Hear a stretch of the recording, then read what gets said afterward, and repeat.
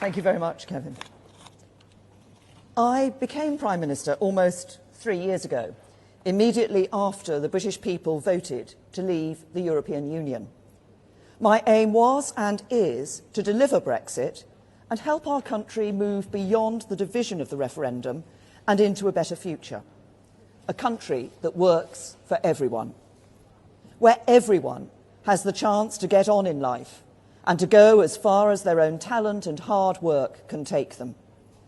That is a goal that I believe can still unite our country. I knew delivering Brexit was not going to be simple or straightforward. The result in 2016 was decisive, but it was close. The challenge of taking Brexit from the simplicity of the choice on the ballot paper to the complexity of resetting the country's relationship with 27 of its nearest neighbours was always going to be huge. While it has proved even harder than I anticipated, I continue to believe that the best way to make a success of Brexit is to negotiate a good exit deal with the EU as the basis of a new deep and special partnership for the future. That was my pitch to be leader of the Conservative Party and Prime Minister. That is what I set out in my Lancaster House speech, and that was what my party's election manifesto said in 2017. That is, in essence, what the Labour Party's election manifesto stated too. And over 80% of the electorate backed parties which stood to deliver Brexit by leaving with a deal. We've worked hard to deliver that, but we have not yet managed it. I've tried everything I possibly can to find a way through. It's true that initially I wanted to achieve this predominantly on the back of Conservative and DUP votes. In our parliamentary system, that is simply how you normally get things done. I sought the changes MPs demanded. I offered to give up the job I love earlier than I would like. And on the 29th of March, the day we were meant to leave the EU, if just 30 MPs had voted differently, we would have passed the withdrawal agreement and we would be leaving the EU. But it was not enough. So I took the difficult decision to try to reach a cross-party deal on Brexit. Many MPs on both sides were unsettled by this, but I believe it was the right thing to do. We engaged in 6 weeks of serious talks with the opposition, offering to compromise. But in the end, those talks were not enough for Labour to reach an agreement with us. But I do not think that means we should give up. The House of Commons voted to trigger Article 50, and the majority of MPs say they want to deliver the result of the referendum. So I think we need to help them find a way, and I believe there is now one last chance to do that. I've listened to concerns from across the political spectrum. I've done all I can to address them, and today I'm making a serious offer to MPs across Parliament, a new Brexit deal. As part of that deal, I will continue to make the case for the Conservative Party to be united behind a policy that can deliver Brexit. 9 out of 10 Conservative MPs have already given the withdrawal agreement their backing, and I want to reach out to every single one of my colleagues to make the very best offer I can to them. We came together around an amendment from Sir Graham Brady, and this gave rise to the work on alternative arrangements to the backstop. Although it's not possible for those to replace the backstop in the withdrawal agreement, we can start the work now to ensure they are a viable alternative. So as part of the new Brexit deal, we will place the government under a legal obligation to seek to conclude alternative arrangements by December 2020, so that we can avoid any need for the backstop coming into force. I've also listened to unionist concerns about the backstop, so the new Brexit deal goes further to address these. It will commit that, should the backstop come into force, the government will ensure that Great Britain will stay aligned with Northern Ireland. We will prohibit the proposal that a future government could split Northern Ireland off from the UK's customs territory. And we will deliver on commitments to Northern Ireland in the December 2017 joint report in full. We will implement paragraph 50 of the joint report in law. The Northern Ireland Assembly and Executive will have to give their consent on a cross-community basis for new regulations which are added to the backstop. And we will work with our confidence and supply partners on how these commitments should be entrenched in law.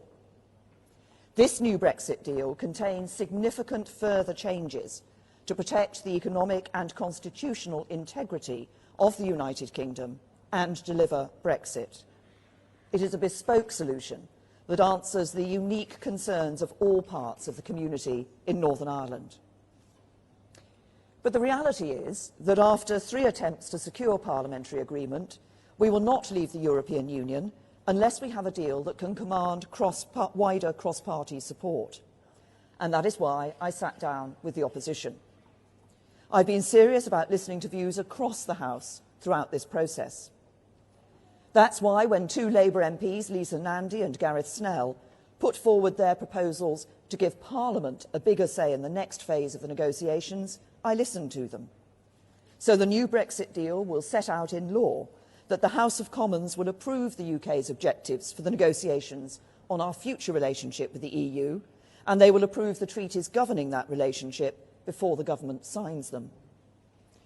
And while the talks with the opposition did not reach a comprehensive agreement, we did make significant progress in a number of areas, like on workers' rights. I'm absolutely committed to the UK continuing to lead the way on this issue, but I understand people want guarantees, and I'm happy to give them. So the new Brexit deal will offer new safeguards to ensure these standards are always met. We will introduce a new workers' rights bill to ensure UK workers enjoy rights that are every bit as good as or better than those provided for by EU rules. And we will discuss further amendments with trade unions and businesses. The new Brexit deal will also guarantee there will be no change in the level of environmental protection when we leave the EU. And we will establish a new independent Office of Environmental Protection to uphold the highest environmental standards and enforce compliance. The new Brexit deal will also place a legal duty on the government to seek as close to frictionless trade with the EU in goods as possible, subject to being outside the single market and ending freedom of movement. In order to deliver this, the UK will maintain common rules with the EU for goods and agri-foods products that are relevant to checks at the border.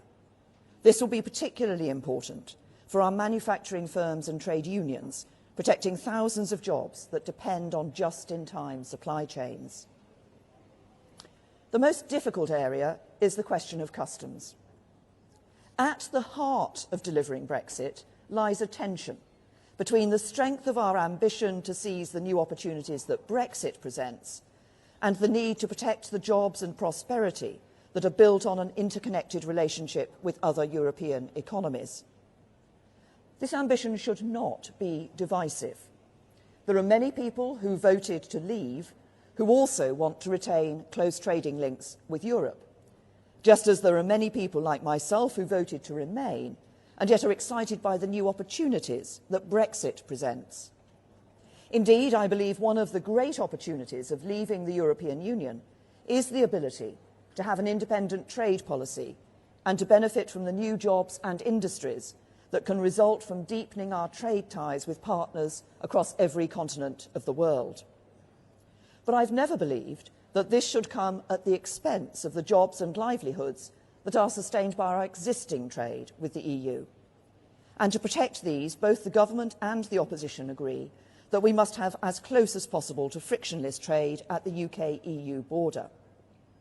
Now, the government has already put a proposal which delivers the benefits of a customs union, but with the ability for the UK to determine its own trade and development policy. Labour are both sceptical of our ability to negotiate that and don't believe an independent trade policy is in the national interest. They would prefer a comprehensive customs union with a UK say in EU trade policy, but with the EU negotiating on our behalf. If we're going to pass the withdrawal agreement bill and deliver Brexit, we must resolve this difference. As part of the cross-party discussions, the government offered a compromise option of a temporary customs union on goods only, including a UK say in relevant EU trade policy, and an ability to change the arrangement so a future government could move it in its preferred direction. We were not able to agree this as part of our cross-party talks. so it is right that Parliament should have the opportunity to resolve this during the passage of the bill and decide between the government's proposal and a compromise option. And so the government will commit in law to let Parliament decide this issue and to reflect the outcome of this process in legislation. I've also listened carefully to those who've been arguing for a second referendum. I've made my own view on this clear on many times. I do not believe this is a route that we should take, because I think we should be implementing the result of the first referendum, not asking the British people to vote in a second one. But I recognise the genuine and sincere strength of feeling across the House on this important issue. The government will therefore include in the withdrawal agreement bill, at introduction, a requirement to vote on whether to hold a second referendum. And this must take place before the withdrawal agreement can be ratified. And if the House of Commons were to vote for a referendum, it would be requiring the government to make provisions for such a referendum, including legislation if it wanted to ratify the withdrawal agreement. So to those MPs who want a second referendum to confirm the deal, you need a deal and therefore a withdrawal agreement bill to make it happen. So let it have its second reading and then make your case to Parliament. Finally, we cannot expect MPs to vote on the same two documents they previously rejected, so we will seek changes to the political declaration to reflect this new deal. So our new Brexit deal makes a 10-point offer to everyone in Parliament who wants to deliver the result of the referendum. 1, the government will seek to conclude alternative arrangements to replace the backstop by December 2020 so that it never needs to be used. 2, a commitment that should the backstop come into force, the government will ensure that Great Britain will stay aligned with Northern Ireland. 3, the negotiating objectives and final treaties for our future relationship with the EU will have to be approved by MPs. 4, a new workers' rights bill that guarantees workers' rights will be no less favourable than in the EU. 5, there will be no change in the level of environmental protection when we leave the EU. 6, the UK will seek as close to frictionless trade in goods with the EU as possible, while outside the single market and ending free movement. 7, we'll keep up to date with EU rules for goods and agri-food products that are relevant to checks at the border, protecting the thousands of jobs that depend on just-in-time supply chains. 8, the government will bring forward a customs compromise for MPs to decide on to break the deadlock. 9, there will be a vote for MPs on whether the deal should be subject to a referendum. And 10, there will be a legal duty to secure changes to the political declaration to reflect this new deal. All of these commitments will be guaranteed in law, so they will endure at least for this Parliament. The revised deal will deliver on the result of the referendum. And only by voting for the withdrawal agreement bill at second reading can MPs provide the vehicle Parliament needs to determine how we leave the EU. So if MPs vote against the second reading of this bill, they are voting to stop Brexit. If they do so, the consequences could hardly be greater. Reject this deal and leaving the EU with a negotiated deal anytime soon will be dead in the water. And what would we do then? Some suggest leaving without a deal. But whatever you think of that outcome, Parliament has been clear it will do all it can to stop it. If not no deal, then it would have to be a general election or a second referendum that could lead to revocation and no Brexit at all. Who believes that a general election at this moment, when we've still not yet delivered on what people instructed us to do, is in the national interest? I do not. And my views on second referendum are well known. Look at what this debate is doing to our politics. Extending it for months more, perhaps indefinitely, risks opening the door to a nightmare future of permanently polarised politics. Look around the world and consider the health of liberal democratic politics. And look across the United Kingdom and consider the impact of failing to deliver on the clear instruction of the British people in a lawful referendum. We do not have to take that path. Instead, we can deliver Brexit. All the changes I've set out today have the simple aim of building support in Parliament to do that. I believe there is a majority to be won for a Brexit deal in the House of Commons. And by passing a deal, we can actually get Brexit done and move our country forwards. If we can do so, I passionately believe that we can seize the opportunities that I know lie ahead. The world is changing fast. Our young people will enjoy opportunities in the future that my generation could never have dreamed of. This is a great time to be alive. A great future awaits the United Kingdom. And we have all we need as a nation to make a success of the 2020s, the 2030s. But we will not do so as long as our politics remain stuck in an endless debate on Brexit. We all have to take some responsibility for the fact that we're in this impasse. And we all have a responsibility to do what we can to get out of it. The biggest problem with Britain today is its politics, and we can fix that. With the right Brexit deal, we can end this corrosive debate. We can get out of the EU political structures, the Parliament, the Commission, the Council of Ministers, that are remote from our lives, and put our own Parliament back in sovereign control of our destiny. We can stop British laws being enforced by a European court and instead make our own Supreme Court genuinely supreme. We can end free movement and design an immigration system based around skills that work for our economy and society. We can stop making vast annual payments to the EU budget and instead spend our own money, our own priorities, like the NHS. We can get out of the common fisheries policy and the common agricultural policy, design our own systems around our own needs and resources.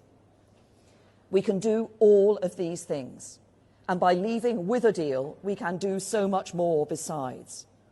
By reaching an agreement with our EU trading partners, we can keep tariff barriers down and goods flowing friction-free across borders, protecting jobs and setting our firms up for future success. We can guarantee workers' rights and environmental protections. With a deal, we can keep our close security partnerships and keep working together to keep people safe. We can ensure that the challenge of the land border between Northern Ireland and Ireland is met in a way that works for people on both sides. This is a huge opportunity for the United Kingdom. Out of the EU, out of ever closer union, free to do things differently. And doing so in a way that protects jobs, protects our security, maintains a close relationship with our friends, and works for the whole United Kingdom. It is practical, it is responsible, it is deliverable. And right now, it is slipping away from us. We risk losing a great opportunity. This deal is not the final word on our future relationship with the EU. It is a stepping stone to reach that future.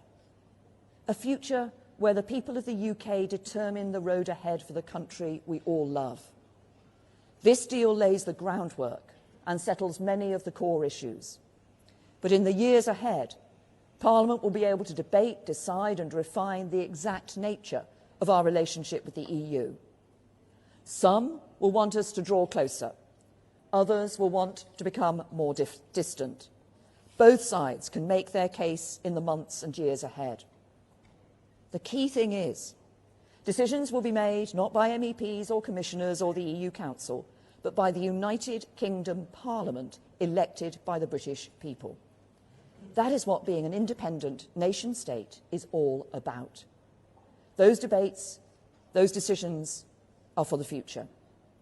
What matters now is honouring the result of the referendum and seizing the opportunity that is right before us.